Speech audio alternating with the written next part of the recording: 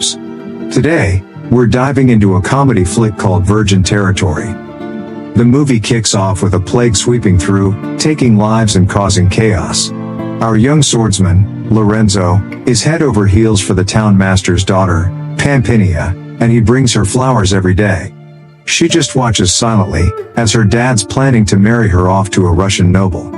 But then, her parents die in the plague, and she's left alone, struggling to keep her castle. The second richest guy in town, Gerbino, claims that Pampinia's dad owed him a huge debt and now everything, including the castle and Pampinia herself, belongs to him. He's been eyeing her for a while, and his plan is to get rid of any competition, starting with Lorenzo. Lorenzo, despite his fancy sword skills, is outnumbered and has to escape. On his way, he meets a corpse carrier who tells him about a monastery that needs a gardener. Lorenzo thinks, hey, that's a good idea. I can get some food and hide from Gerbino's men. But there's a catch, the gardener has to be deaf and mute. Just as he's being chased, he climbs a tree to hide but accidentally falls and passes out.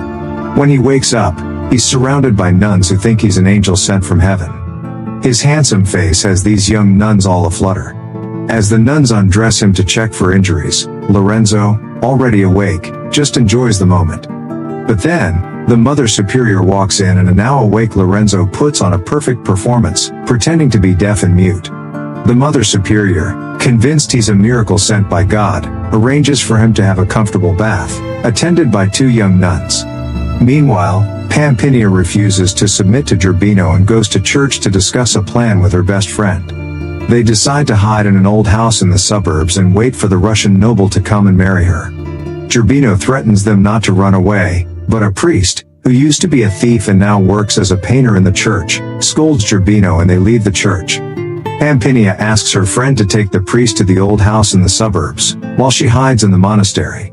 She recognizes Lorenzo as the gardener, but the nuns tell her he's a deaf-mute messenger from God. She knows he's Lorenzo, the man who's been pursuing her. She's curious about his purpose and follows him. She sees him holding a nun's hand and entering the deep forest, and when they come out, they look refreshed and radiant. The next day, two nuns come to Lorenzo's room, saying they also want his blessing, and then they undress. This news quickly spreads throughout the monastery, and even the Mother Superior invites him to her room. Pampinia, who sees all this, feels an inexplicable anger. She wears a veil, enters Lorenzo's room, doesn't take off her veil, but covers Lorenzo's eyes, and then whispers a full of love confession in his ear. After a soft kiss, she quickly leaves. But it's this kiss that deeply touches his heart. The focus shifts to the friends and their boyfriends on the road. They meet two farm girls who invite the boys to taste fresh milk.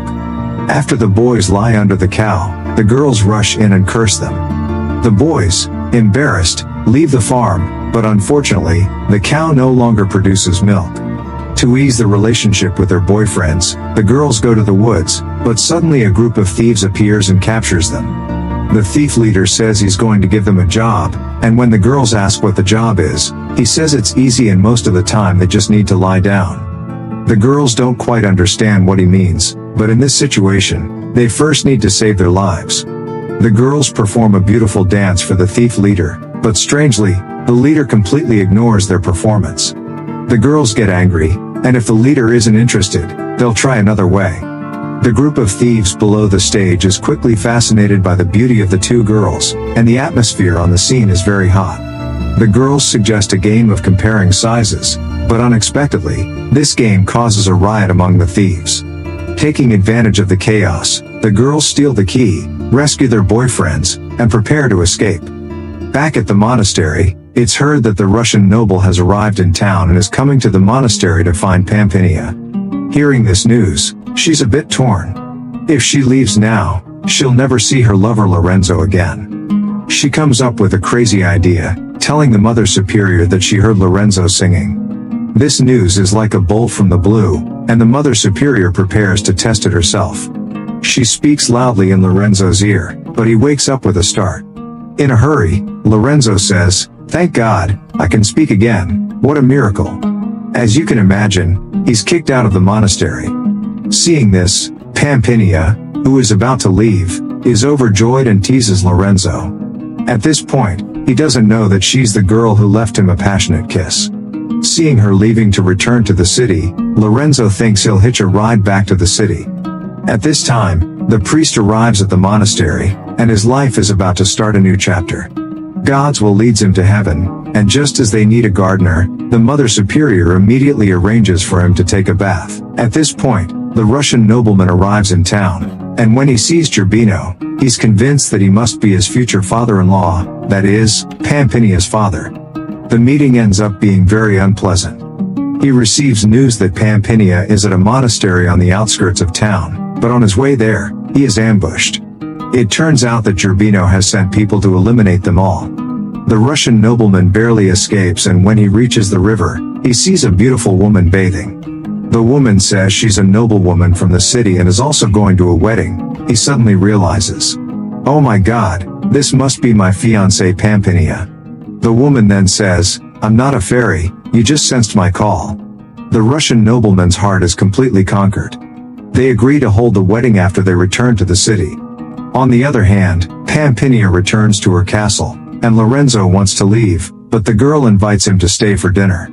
That night, Pampinia, dressed in a formal gown, looks noble and enchanting, and while they chat, Lorenzo talks about his experience in the monastery, where he was blindfolded and kissed by a nun. Pampinia doesn't understand why he would fall in love with a girl he's never met just because of a kiss.